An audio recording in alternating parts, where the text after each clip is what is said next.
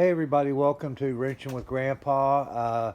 Sorry this video is getting out a little late. To be honest with you, it has been bitterly cold here in Georgia for the past few days, rainy and just miserable.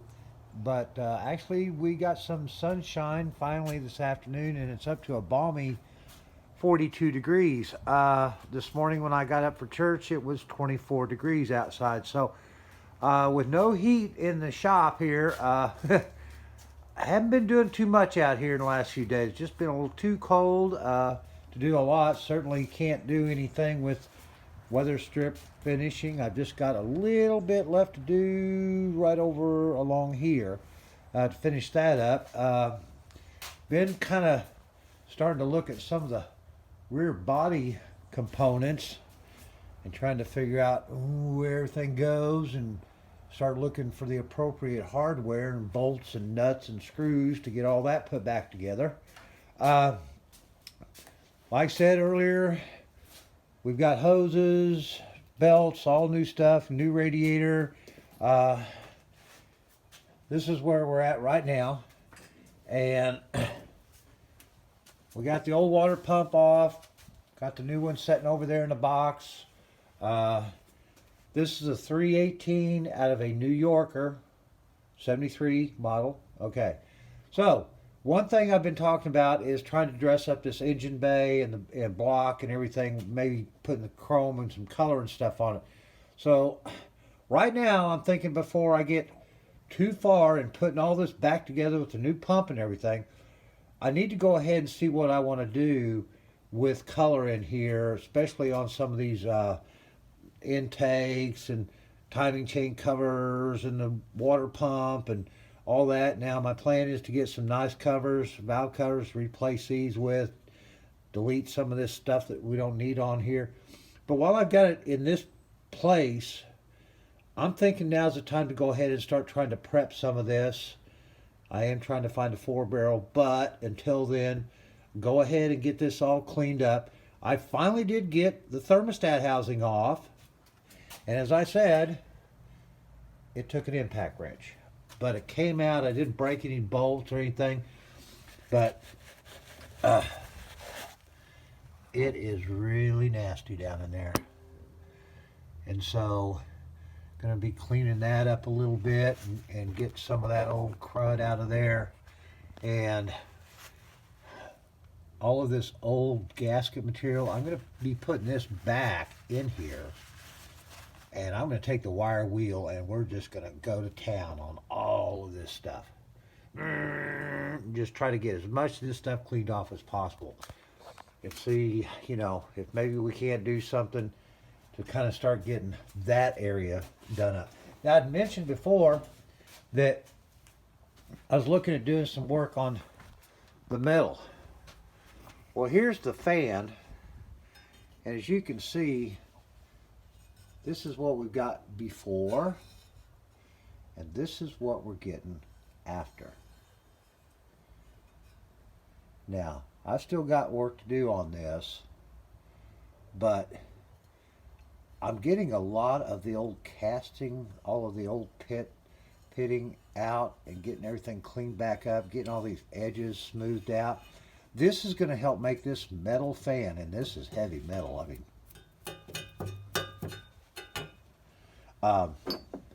it's going to look real nice. And like I said, I want to go in and go ahead and clear coat it. I want to find out whether I'm going to need something more industrial in the way of a clear coat as far as temperature range. I don't want to put this stuff on an engine area and have it cook off. So I'm looking into that as well. I'm going to be trying to reach out to Eastwood in the coming week and talk to them about engine colors, epoxies, probably this as well. We're also going to be doing the bracketry here. We're going to get it all cleaned up. That goes for the alternator assembly. And oh my God, look at this housing, will you? This poor old girl. Well, what do you expect? She's old. So I'm going to get this all cleaned up. Going to kind of see if I can't dress this thing down. I know it's not going to look like that. It's a different kind of metal. But if I can get it cleaned up enough to where I don't have to replace it, although I don't know. We'll see what happens, you know. At least we've got an option. If that doesn't work out, we can always find another one in chrome. Thank goodness I got a Harbor Freight right down the street from me, because I am going through these wire wheels. And I want to give you a quick tip. You go into Harbor Freight, you can buy any of these individually for like $2 to $5 a piece. Or for the same price of $5, instead of buying one of these, you can buy a whole kit that gives you a whole drawer full for the same price. So always shop value. If you can get more for less, that's better sometimes. As you can see, I've had to break out my nut and bolt collection. And if you're going to do this kind of stuff, you better start having you a collection amassed. Because when you start working on things like this, you never know what you're going to need. This is the pulley. I've got it pretty well all cleaned up. Look at that. This is going to make a tremendous difference in the quality of sound. Getting all of that old channel all rust free and clean with those new belts. This engine is going to be probably 20% quieter in just the fact that these parts are going to be like brand new. So we're going to get better efficiency and air movement off these blades. We're going to have pretty shiny stuff, and the belts are going to seat more properly and get better usage out of them in their function.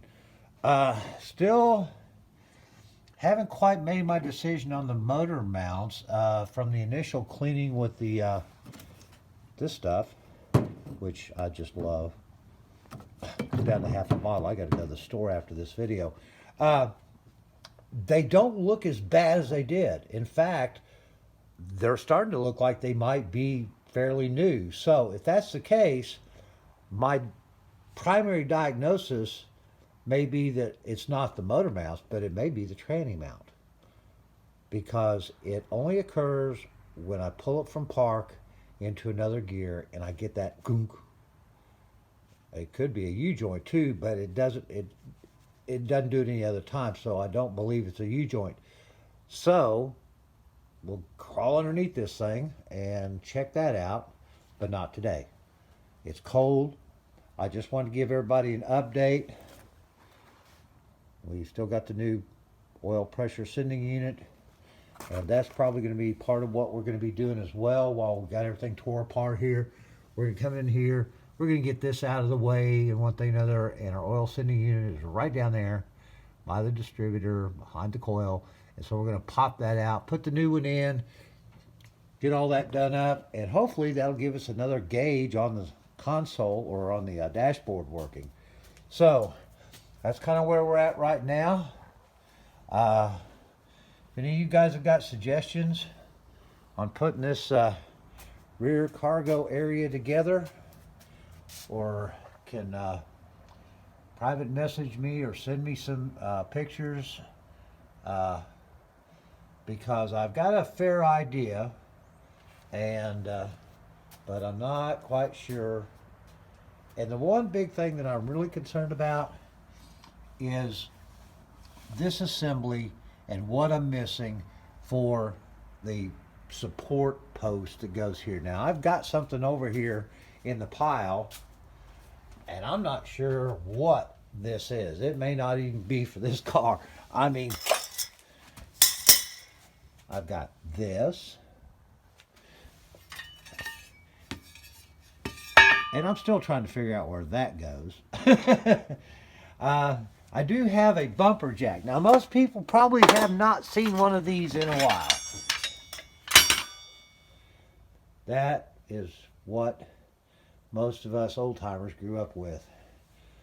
And anyway, so still finding pieces and parts from, from one pile to another.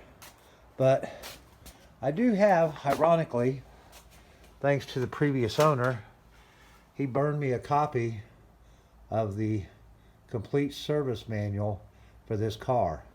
Unfortunately, right now, I don't have a way to use it. Looking into that, but right now the only computer I have at the house that would drive this is my wife's work computer, and that's not going to happen. So, got to find me a laptop so I can start using that. Anyway, so that's kind of where I'm at. I did find the trim. I thought I had it, but I do have the trim that goes here. So I will be getting this cleaned up, and we'll be getting that put in.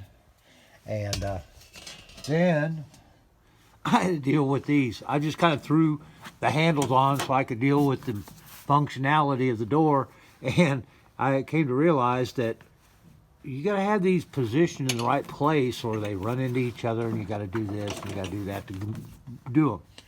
So got to take a few minutes to reset those handles. And as far as the armrests, I want to go ahead and try to get them on the plastic to match the color of the car. I'm also putting a lot of thought into doing the dashboard and the lower panel color match as well. Everything I'm seeing from these other guys out there in the community, that's what they've done. And this is black to match black interior, but everything's black inside, and so I want to add some color back into the interior. So I'm thinking some of the accessory pieces like the door handle, the armrest, and the dash, and things like that will help in that regard. So a lot on the plate. It's going to take time. My videos are going to be probably less instructional as far as running the camera while I'm doing this kind of stuff, because guys, if it's something that I think you really want to know, or if you guys want to make comments and tell me what you want to see me doing, that'd be great. Right now I'm just trying to kind of piece it together as I can. Weather and finance is available, and she's got a lot. I mean, she's in pretty good shape all in all. I mean, she did run before I started pulling the engine apart, but there's a whole lot to do. And all of you who are building any of these old cars know, you find one thing, you start working on it, and son of a gun, if you don't find something else, at least one other thing, or two or three or five. And so as I'm running across things, they're going on the list. And so we've got plans for exhaust system, new shocks, really giving some consideration to old school air shocks on the back of this thing. If I can get it up just a little bit and go the wider tire.